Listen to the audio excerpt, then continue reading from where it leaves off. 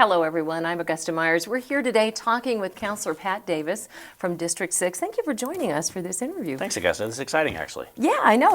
And I was looking over the list of things you have done or are at least working on. You've only been on the council just for a little over a year now. Yes, and ma'am. boy, you've got a pretty ambitious agenda.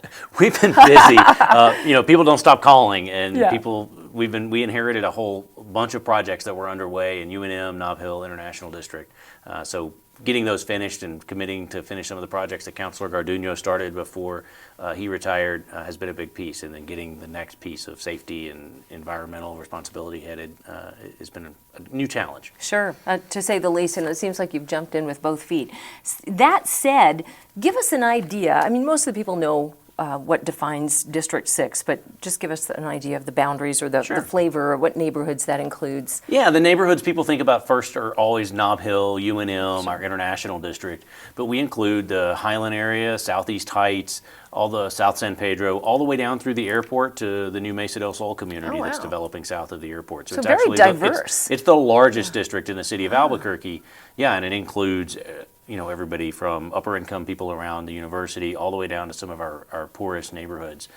So it's it's a microcosm of Albuquerque and of New Mexico, really. We actually, District 6 includes the most foreign-speaking residents in the city of Albuquerque of any city district, and it's something we're pretty proud of the diversity, but it makes it a challenge to be sure to find something that works for everybody. Absolutely, and I like the fact that it's called the International District, because it truly is. It's like you've got the United Nations as cross-section, right? Well, give the neighborhood credit for that, right? I mean, they said, we're tired of the old label, we're tired of being looked at as a place nobody wants to go, and these are neighborhoods that are 50 years old. It's the home of our first the area at Central and San Mateo, for example, was the very first African-American planned community in the state of New Mexico. With folks fleeing segregation in the South, they came to the Southwest, found jobs, and they planned that entire International District area following the model that had been done in Nob Hill.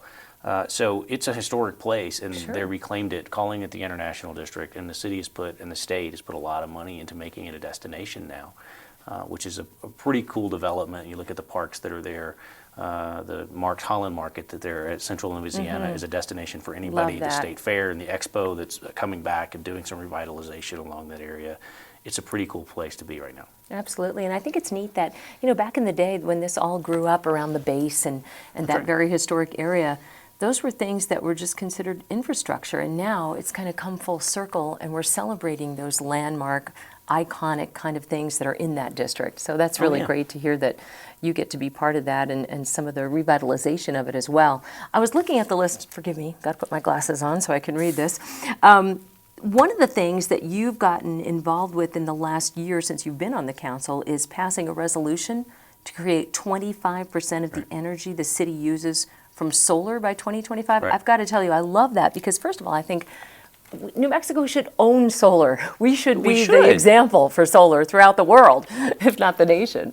That's right. 350 days of sunshine in New Mexico, and we still get a whole lot of our energy from fossil fuel. But cities are now in this new dynamic of politics that we have, for better or for worse.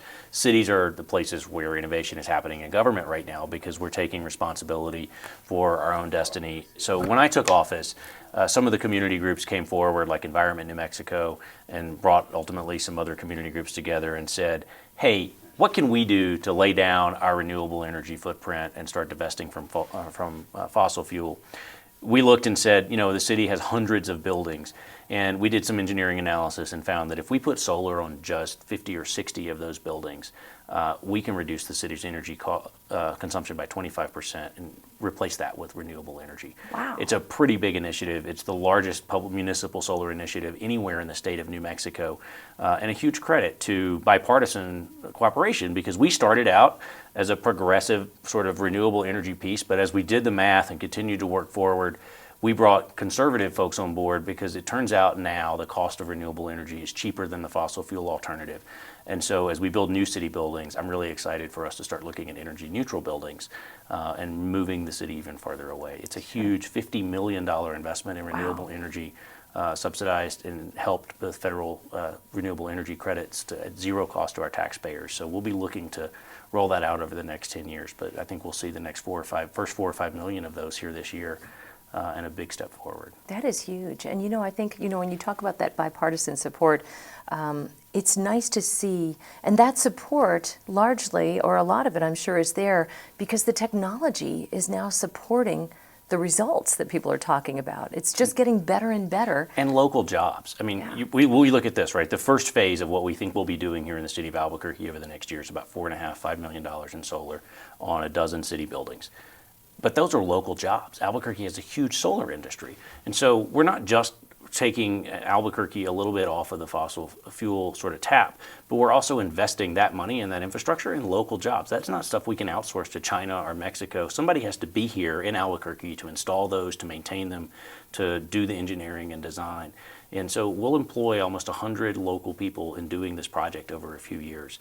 And that's taxpayer money from the city of Albuquerque going right back into local families to help them grow in a new market. And that is pretty cool, and probably the way we should be doing more of our local initiatives as far as I'm concerned, looking for projects that support local industry. Sure. It's kind of a circular form of funding, like you say, that that employs the people who live here and actually use this That's too. right.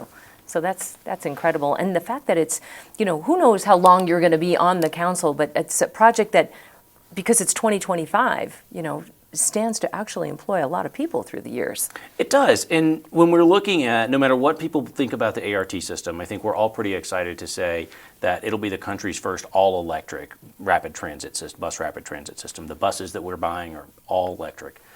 But the challenge has been that when they go back to the garage at the end of the night, they still plugged in to charge off the fossil fuel system that comes from P&M or from the wires out of the air. So just by investing that work and doing to make the transit center, for instance, 100% renewable, means that the buses that run on our system would be 100% renewable and don't have any carbon footprint at all. Wow. If you think about the number of miles, as you knowing your work for Mr. Cog, the number of miles we put on our buses every year, that's a huge savings to our environment. Not to mention, it's cheaper and it makes sense. That's great. I'm glad you brought that up because I don't think many people knew that fact. There's very limited time as we see in news stories to talk about art. So, that's one of the things that I think that people can really wrap There are their lots brain of places around. we can disagree about art, but that's Right. one I think everybody seems to agree. Republicans, Democrats, and like, if we're going to do this, no matter what the next phase of our transit system looks like, Right. it should be more environmentally responsible than energy, the ones save that money. throw more carbon and greenhouse gases into the air. Absolutely, and it's good to see Albuquerque moving in that direction, Oh, for yeah. sure. And what about passing the resolution to make our schools safer? Now, is that something that you were directly involved with? That's right. I was a police officer before I became a city councilor. I was a lieutenant with the university and a police officer in D.C. But I got a call one morning last fall from the school resource officer at Highland High School. And he and the principal had a huge problem because they had a student came forward and said, hey, somebody sent me a Facebook message. I don't know who they are, but they sent me a message and said I shouldn't go to school today. Something bad's going to happen. When the officers went to get a subpoena and ask Facebook to tell them who that person was, it turns out New Mexico didn't have a law that specifically made it illegal to threaten a school online. And it's just a product of our laws were written around the threats were written in the 80s. And when we were thinking about those threats, it meant you threatened to beat somebody up on the school playground or you point a gun at someone. We just didn't have internet and technology to do it. So we looked around the country and wrote a model bill that says if you threaten a school or a public place on the internet, on social media, we want to give the police the tools to go out and figure out who that person is. And as a police officer, I can tell you, the difference between us having to lock a school down for a threat that we aren't able to understand and we want to take a precaution for, that happens too often in Albuquerque, and parents know that. And too often it turns out to be a false alarm, somebody who didn't want to take a test, but we have to err on the side of caution. This bill gives police officers the ability to call up the social media companies and say, hey, I have a warrant to get this information or subpoena to get this information. Tell me if the person making that threat is on campus or if they're in Kansas. And that makes a huge difference. So each time our police would go out, it was about $40,000 between APS and APD that had to respond to these threats, and we were doing it dozens of times a year. So not only is it saving us money, but it's a model legislation to help sort of catch our laws up to technology. And I think we've already talked to some state legislators who want to look at bringing that into the state legislature and making a statewide initiative, which would be very cool.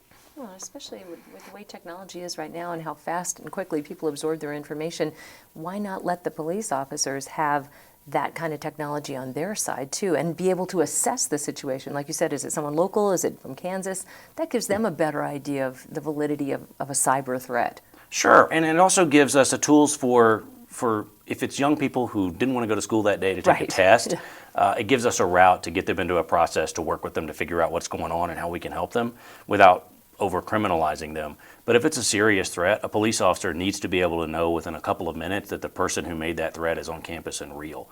And that's when a lockdown needs to happen. That's when they have to take some protective measures.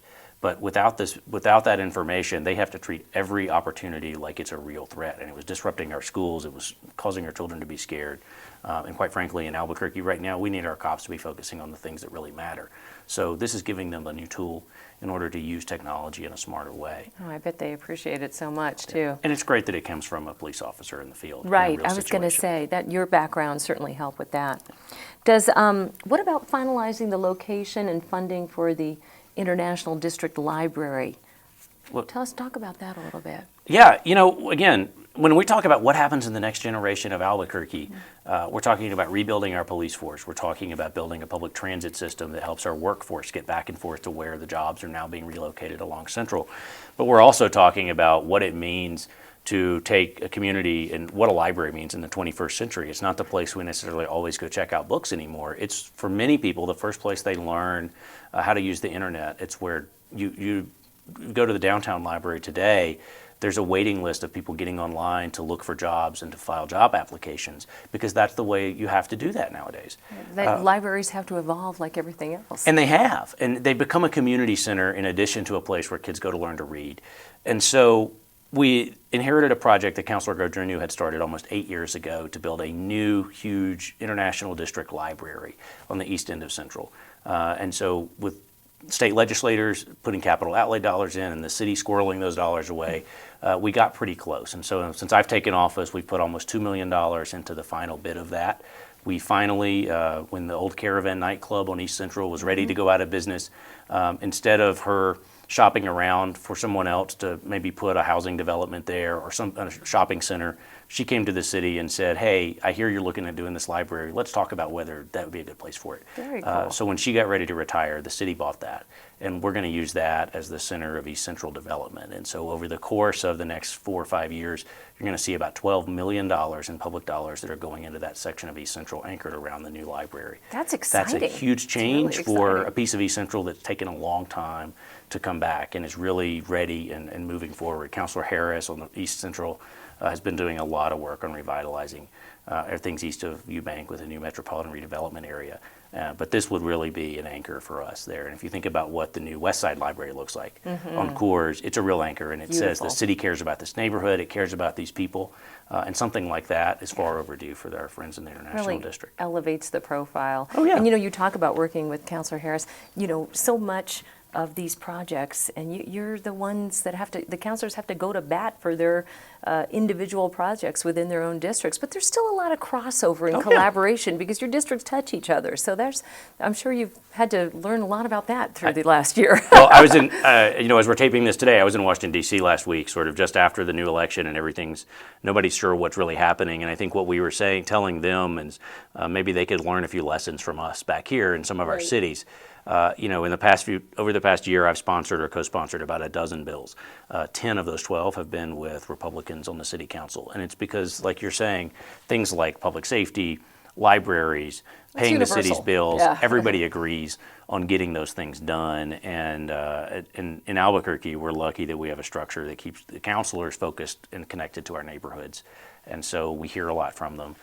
We can work together to build projects along, say, East Central with Councilor Harris, or along the north of Lomas with Councilor Gibson. We've been working around the state fair to work on projects there. Nice. So there's a lot more collaboration here than I think people would assume, with Republicans and Democrats both sort of divided on the council. That's good to hear, because we've had and government has just been a lot of polarization in the last 10 years, and so it's nice to see that on a local level that you guys are working together to get things done. And I digress for a moment, but because you're the youngest or the newest, most recent member to the council, there you go, you probably, and I'm sure you had a lot of exposure to this kind of collaboration when you worked as a police officer as well, but working with the council, with the other council members, How has that been for you since jumping into this? Has it been, is that something you didn't really know what to expect, or is it what you thought it was going to be? Or I'm sure it's been a learning experience. It is a learning experience, and we're still learning. And, you know, Councilor Winter is almost on his 20th year now, and he told me the other day, I'm still learning stuff about sort of planning and zoning and how that applies to different neighborhoods. So that's good. It makes me feel better.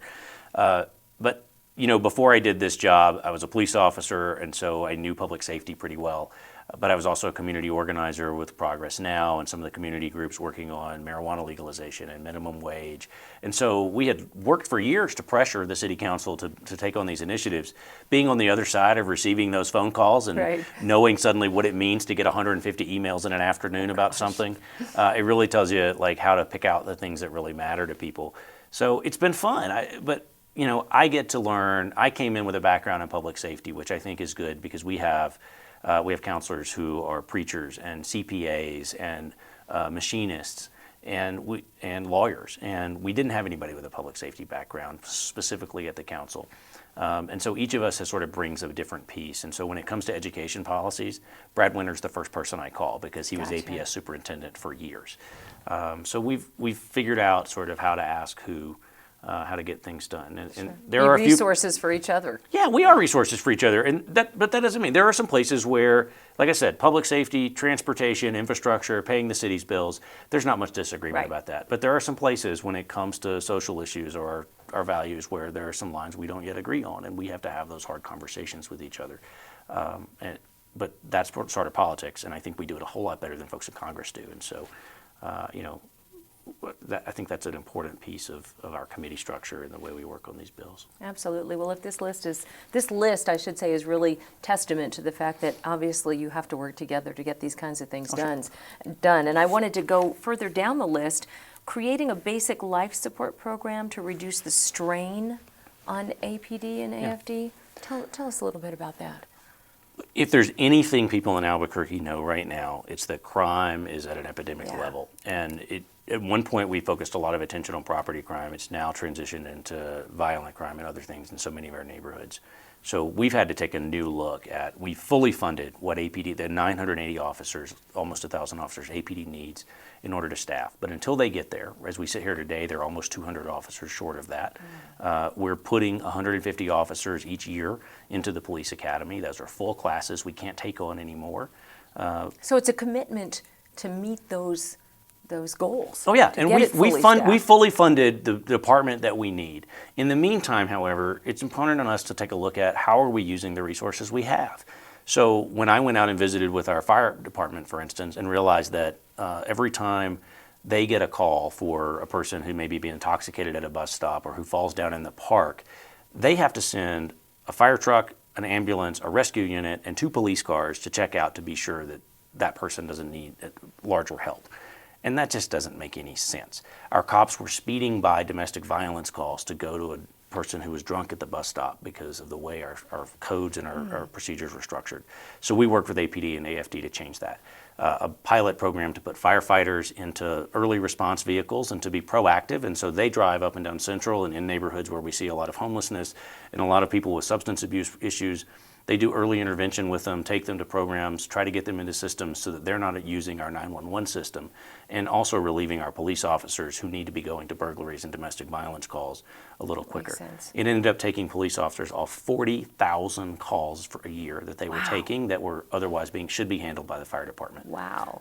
And so that's a big change for them, and it's a big change in the way we deal with homelessness and the way we deal with substance abuse in the city of Albuquerque, so that our first response is not criminalizing those activities, but actually trying to work from a healthcare perspective to try to solve the underlying problems. Well, and I'm sure having been on the police force too, because I remember being in news how we'd hear something over the police scanner and certain areas get known for certain things. That's and so if you can kind of identify those repeat offender areas and, you know, really kind of categorize them, it probably helps tremendously. 40,000, wow, that's a lot of calls. Sure, and if you're a firefighter and you're working in Station 5 or Station 11 in one of our Central Avenue stations, you're taking twice as many calls as some of our firefighters up on the west side.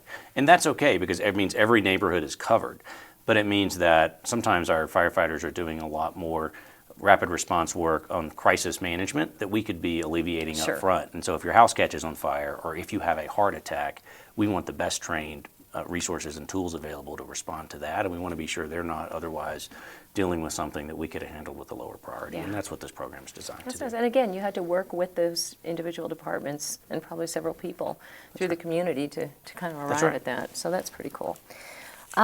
Okay, this one seems like it might be something that's very near and dear to your own heart, naming Children's Park being developed at the corner of Copper in Wyoming for Officer Daniel Webster, who was killed in the line of duty. Tell us about that. Yeah, so the city doesn't very often get to build new parks. We have more green space than any other city in the country per capita. Is that right? More than New York City, more than any other city. Per capita, every person has more green space and open space here, and it's thanks to our open space commitments from years gone past. Who knew? However, we don't get to do new parks very often, but Councilor Gardino and the mayor's office and other councilors committed a few years ago to building a new park for children. It's very cool. It's at the old right behind the old armory off of Wyoming. I was going to say, and the internet. Wyoming. That's Okay, right. Yeah, by the golf course. And if you look at it when it's completed, it's a microcosm of Albuquerque. There's a slide that looks like the big eye. There's an airplane rocker that marks where the airport is. There's a little stream that runs through the middle that mimics the Rio Grande. It's a very cool park for kids to get to know Albuquerque, and it's 100% ADA accessible, which is something we needed in our city. And when Officer Webster was murdered, it turns out that was his beat. He protected that neighborhood. And watched over sort of that area while the city was planning to build that park for kids. And we learned that he wore a Superman t-shirt under his uniform because the kids loved it. And he was a little kid at heart, and the kids loved to see a Superman shirt, and he would show them when he would get out at McDonald's or whatever for lunch. So the neighbors in that community said, we should name a children's park after a children's hero. And so a credit to the South Los Altos Neighborhood Association, who wrote us a letter and said, how do we get this done? We didn't really have a process for doing it, so we created one. And so I'm really proud that the city's next park will be named the Officer Daniel Webster Children's Park, so that kids always have a way to remember a hero and somebody that they can look up to who was a protector of kids. It's a pretty cool piece for us to do in the city. And one that I was really proud to stand with his widow and his family who flew in from out of town because they're so proud of that and they want to take care of that as part of his legacy too, and I think that's pretty cool. Superman Park. That's awesome. What about the improvements on Zuni Road? They've been needed for a while. They have. Again, look, if I could tell you that getting things done in Albuquerque was easy, you wouldn't need all of us and we wouldn't be sitting here talking about this. Zuni Road was the most dangerous urban roadway in the state of New Mexico, according to state transportation standards. We were averaging 3 pedestrian deaths a year over the last 6 years. Again, we inherited this from Councilor Gardino, who had begun the process to improve the safety, change the way we were doing lanes. And if you remember old Zuni, you come off those beautiful lead and coal redesigns that come through downtown in Nob Hill, and at San Mateo it went back to the old design, and it was 4 lanes of highway through the middle of one of our most dense neighborhoods, and folks were scooting, coming at each other 40 miles an hour within inches of each other, and you had kids trying to cross to get to school, you had people going to the grocery store, and blocks without that. And so the project was originally slated to be started next year, but budget cuts at the state meant that we lost about half. We're about to lose half the funding. So when I came to office, I asked our city engineers to redesign that project, to redesign it so that we could at least change the traffic flow, narrow the lanes, slow the traffic down, and then put the pedestrian crossings in that we needed. Okay. And so we were able to do that. And so I'm really proud that the speed limit stayed the same, the traffic flow stayed the same, but we haven't had a single pedestrian death in the year since we did that project. That's great. And so it went from being the most dangerous pedestrian roadway in the state of New Mexico to one of the safest. Wow. Our next challenge is going back to the state legislature and asking them to put the money back in that the capital outlay reversions took out so that we can finish that project to make the sidewalks safer, to connect the crosswalks that kids need to get from one side of Zuni to the other to get to school. That were cut out of the state's funding. But it's an important piece of it's an important lesson for us and for me as a new councilor about how the city and the state can work together on these projects, but how sometimes it's up to us at the city to say, okay, we need to take a leadership role. We're not going to wait on the state to get started on these projects. We have to do what's right for our neighborhood and lay that groundwork down. And I hope the neighbors are particularly excited on a project they've been waiting on for more than 20 years. Absolutely. And sometimes, when you take that initiative like you did with the redesign, And then by the time you get to the state, they realize that, this district's put some skin in the game, and hopefully we'll be able to, come back with something to meet you on that. That's the hope, the case right? I'm making at the legislature. I'm not sure if anybody's listening yet, Right. but I think we know that at least we got that piece done, and there are a lot of other things we can do in the city. But we have, in our neighborhood at least, in our neighborhoods, we have good legislators who come from our neighborhoods, who come from our communities, and we've all worked together for years, and so that's a really positive step. It's also good that the city has good relationships with the state. We generate a lot of money for the state. And they're usually willing to let us and reinvest that in projects that help make our neighborhoods better, because that generates more money for other places in the rest of the state as well. Absolutely. It's a good cycle. And, when you look at the scope of public projects, I mean, it's kind of like painting the Golden Gate Bridge. You get to one end and you start over. It's not like something ever has a finishing point. It might for a while, but something else in the area is going to take precedent or crop up. And so you want to keep those relationships as good as possible. Well, we do. And I think we also, as we're looking ahead of what do we do about the next budget, as we sit here today, Mayor Barry's administration is finishing and they're getting ready to hand the reins over to somebody new. And so us at the City Council, we're taking a look at what is the budget and what priorities are we going to lay out for a new administration. And one of the challenges we're going to have is over the last few years, when the economy was not as well and we had a lot of federal money for shovel-ready projects, we did our best to invest in projects that put people to work building things, put projects that had been on the shelf like Zuni for a while and the libraries. But now we've gotten to a place where we built a lot of city facilities, and we have to go back and be sure that we have the staff and the community Right. to Maintain them and to provide the services in the community that we've committed to. So it's going to be an important conversation we're going to have with the next administration about whether we continue to do more building projects like we've seen, or whether we reallocate some of that money back into neighborhood services. I tend to think that it's time we start looking at our neighborhoods again. It would be great to have our bicycle patrols and community policing back in our neighborhoods. We're starting a pilot project in Nob Hill and UNM again on bicycle patrols now to address some of that crime along Central. But we're also talking about neighborhood cleanup teams that we used to have that would go out and take care of our city parks on a more regular basis, changing some of the infrastructure we're doing in our parks to make them more water efficient, so that our water bills aren't so high, we're not wasting water. So I think it's a new conversation we have to have about whether we build something new to sort of spend that money and to invest in the future, or whether we're ready to invest in the programs that we really need in our neighborhoods right now. And our neighbors, I think, are telling us that it's time to refocus on our neighborhoods again. Sure.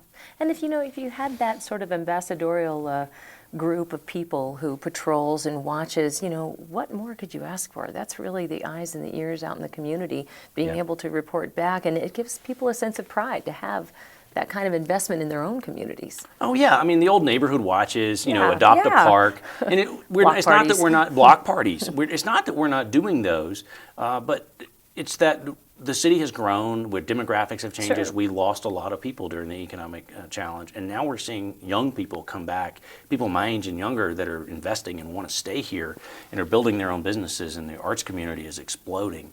With the rail yards market and downtown arts and cultural district and Nob Hill, some of our legacy building businesses, as they unfortunately have retired or face challenges from the ART project, we've seen 14 new businesses in Nob Hill, mostly by millennials that are starting brick and mortar businesses to support internet online and putting Albuquerque out into the world. So the way we're doing commerce and the way we're doing economic development is changing, and we have to be sure that we have the neighborhoods and the community support to support them. Because we want somebody who's smart enough to build a small business and open a brick and mortar store on Central and hire 6 employees. We want to be sure that the people they want to hire want to stay here and have safe schools, because they're getting offers to be drawn away to Austin and Denver and Phoenix. That's and we right. have to be sure that we've made a neighborhood that's safe enough for those families, and that the schools work for them, and that we have the parks and the community services that they want to see. So it's a real priorities conversation as we grow with that new generation of people. Absolutely. With growth comes all of those things that you got to pay attention to. Well, I'll tell you what, I have learned so much about District 6, and I appreciate you taking the time to talk to us about it. I hope you'll come back in a month or so we can, because I could probably sit here and talk to you all day about some of the cool projects, but you'll have probably 10 more to add to this list. So thank you very much, Councilor Davis. I really appreciate it. Thank you so much.